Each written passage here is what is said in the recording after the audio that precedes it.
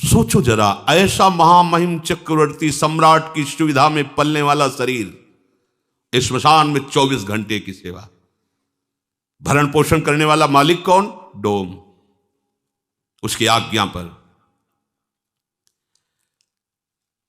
और उनको खाने को सूखे अन्न को, चना जैसे कोई कसौटी कसी जाती है तो हमारा तन नहीं, हमारा परिवार नहीं, हमारा राज्य नहीं, हे नाथ मैं आपका हूं, ये सत्य है तो दिखाओ परीक्षा में कि आपका कुछ नहीं है और आप सत्य का ऐसे पालन करते हैं। जो वहां कर मिलता था उससे जाकर के मालिक को देना और हर समय इसमें साथ में रखवाली करना।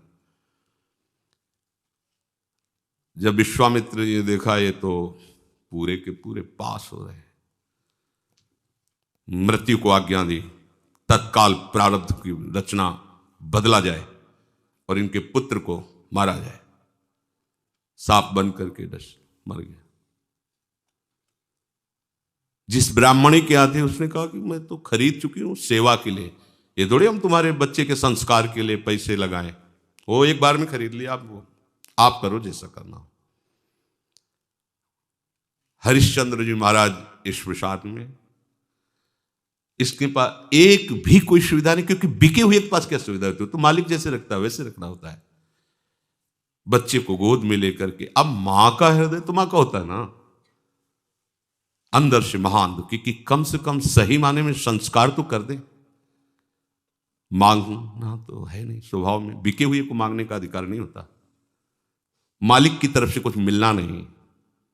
एक वस्त्र था, उसका एक टुकड़ा फाड़ा, बाजार से जाकर जो कुछ धूप आदि अंतिम समय जो थोड़ा सा, श्मशान में पहुंचे, अपने पति की तरफ देखा और जोर से रो पड़े। उन्होंने नेत्र नीचे कर लिए।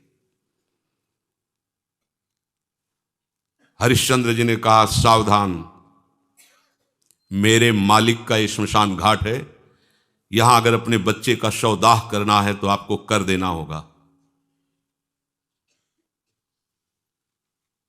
रो पड़ी, आपका भी तो पुत्र नहीं, मैं सिर्फ डोम का इस समय नौकर हूं, बिका हुआ, बिना कर लिए आप इस घाट पर दाह संस्कार नहीं कर सकते।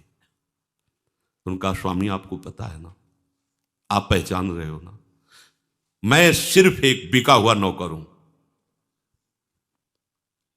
अगर आप यहां संस्कार करना चाहती हैं तो आपको कर देना होगा। तो आप ही बता दो ना कि अब कर में क्या दूं, शरीर भी तो बेच दिया है।